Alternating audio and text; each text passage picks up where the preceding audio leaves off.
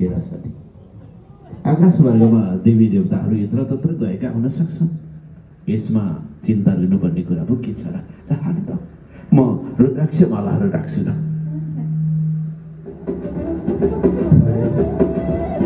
यो भने तिमीले नै जित्यौ। अब के राख्ने त साथी? मसँग भएका घर गहनाहरू सबै मैले दाउमा हारिसकेँ। अब यो मलाई मनपर्ने बागम्बर वाक्को छाला छ, यो राख्छु है त। स्वामी, मेरो मन डराइरहेको छ। हेर्नुहोस् त, आकाशमार्गमा कति धेरै विमानहरू आवत जावत गरिरहेका छन् अनि यी सम्पूर्ण विमानहरू मेरो माइतीतर्फ जाँदैछन्। सती, तिमी पनि व्यर्थैमा चिन्ता गर्छौ। चिन्ता किन गर्छौ मेरो सती? आकाशमार्गमा देवी देवताहरू कतै गएका हुन सक्छन्। त्यसैले चिन्ता नगर। हेर, मैले आज दिनैभरि तिमीसँग समय बिताउने भनेर बसिरहेको छु। तिमी पनि व्यर्थैमा चिन्ता गर्दैछौ सती। नारायण नारायण नारायण नारायण। अहो, आज यो विश्व ब्रह्माण्ड भ्रमण गर्दै गर्दा यो कैलाश पर्वतसम्म पनि आइपुगे। यो कैलाश पर्वतमा आइपुगेर माता सतीको र भोलेनाथको दर्शन नगरी म कसरी फर्क्यो? एकचोटि भोलेनाथ र माता सतीको दर्शन गरेर मात्रै। ल सती, यो पनि तिमीले नै जित्यौ। भोलेनाथ प्रणाम। भोलेनाथ, माता सती प्रणाम गरे। प्रणाम मुनिवर। अच्छा, कति कार्यले कैलाशसम्म पाल्नु भयो त मुनिवर? भोलेनाथ, म यहीँसम्म कुनै कार्यले आएको त होइन। विश्व भ्रमण गर्दै गर्दा कता कता आज यो कैलाशतर्फ हजुरहरूको दर्शन गर्न पनि मलाई साह्रै इच्छा लाग्यो। त्यसो होइन मुनिवर, कुनै न कुनै कार्य नपरि त हजुर आउँदै आउनुहुन्न। भन्नुहोस्, निश्चिन्त भएर भन्नुहोस्, के कति कार्यले पाल्नु भयो? मैले हजुरको के सेवा गरौँ? होइन होइन भोलेनाथ, हजुर आराम गर्दै गर्नुहोस्। माता सती, अलि यता आउनुहोस् त। हजुरसँग एउटा प्रश्न गर्नुपर्नेछ। सुन्नुहोस् न, हजुरको माइतीमा प्रजापतिले यति विशाल यज्ञ गरिरहेका छन् अनि भोलेनाथ र हजुर भने चाहिँ यही कैलाशमै हुनुहुन्छ।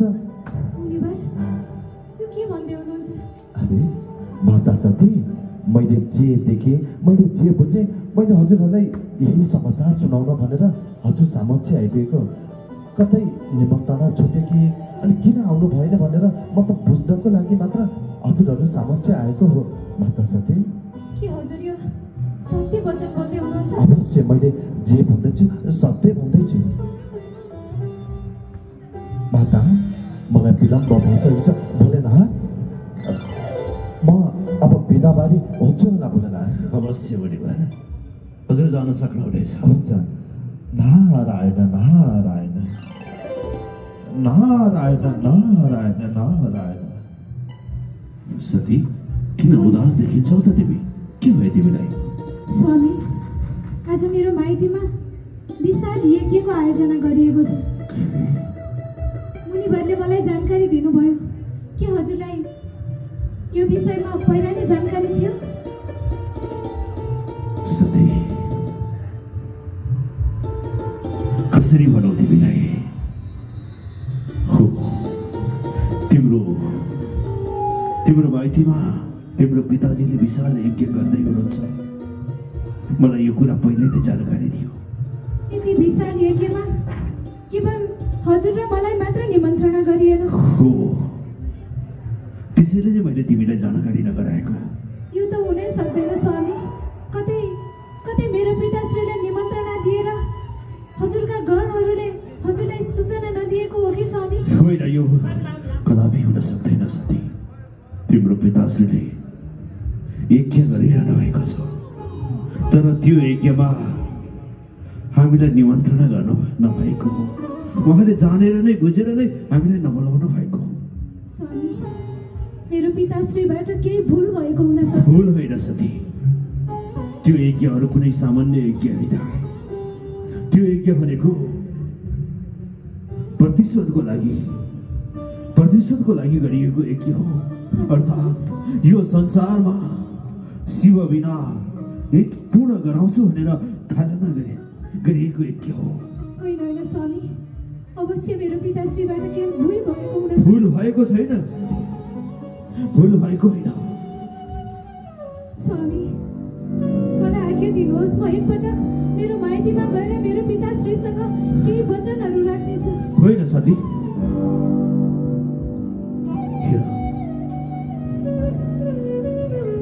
त्यो यज्ञमा हामी नगएकै राम्रो हुन्छ, हामी नगएकै उचित हुन्छ सती। जाने जिद्दी नगर। त्यो यज्ञमा मेरो अपमान हुन सक्छ। स्वामी, सम्पूर्ण देवी देवता निमन्त्रणा गरिएको यज्ञमा फेरि आफ्नै माइतीमा मलाई अपमानको घेरा, मलाई आज्ञा दिनु। होइन सती, मैले भनेको मान, त्यो यज्ञमा हाम्रो अपमान अवश्य नै हुन्छ। स्वामी, म हजुरलाई बिन्ती गर्छु, मलाई एकपटक जानको लागि आज्ञा दिनुहोस्। हट नगर सती, हट नगर। मैले भनिरहेको छु नि, त्यो यज्ञ हाम्रो लागि गरिएको यज्ञ होइन। यो संसारमा शिव बिना यज्ञ पूर्ण गर्छु भनेर थालनी गरिएको यज्ञ हो। अनि जहाँ मेरो अपमान हुन्छ त्यहाँ तिमी कसरी खुसी हुन सक्छौ?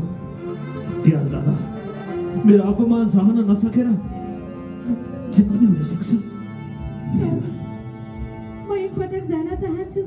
यदि पिताश्रीबाट भुल भएको हो भने म तुरुन्त हजुरलाई निमन्त्रणा पठाउनको लागि आग्रह गर्नेछु। मलाई आज्ञा दिनुहोस् स्वामी। अझै पनि भन्दैछु सती, त्यो यज्ञमा जानु उचित हुँदैन, त्यो यज्ञमा जानु उचित छैन।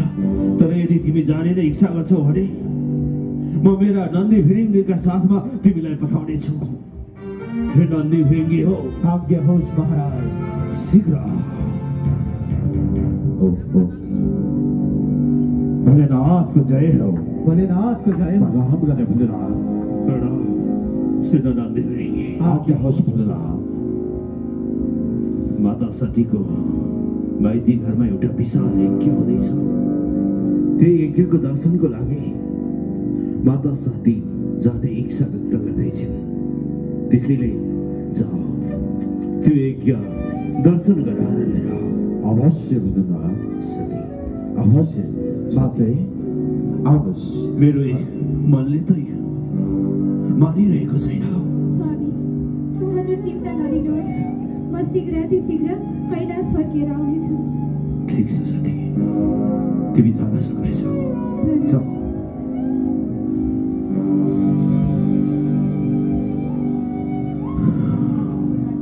मलाई थाहा छ, जाऊ हेर्नुहोस् माथि।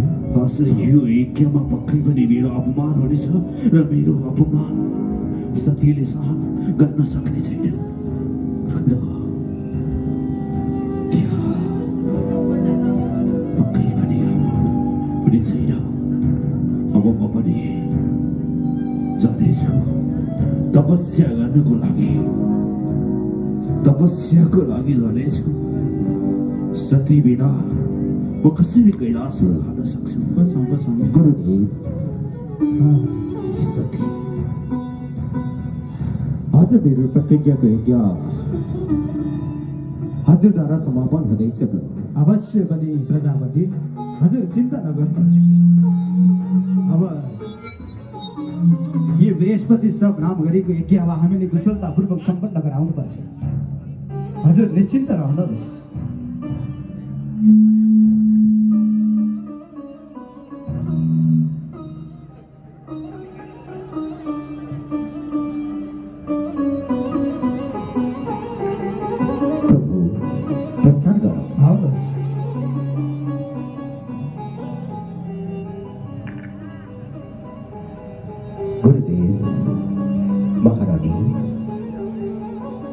सर्वप्रथम गुरुदेव र ऋषिश्वरहरूलाई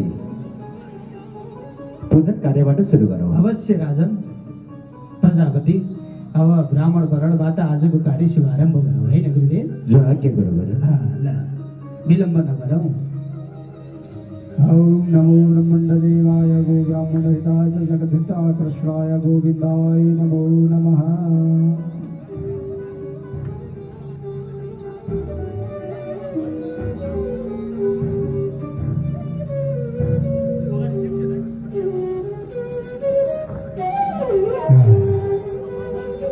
ल यज्ञका सम्पूर्ण सामग्रीहरू तयारी गरे। मुनिवर प्रणाम, मुनिवर प्रणाम।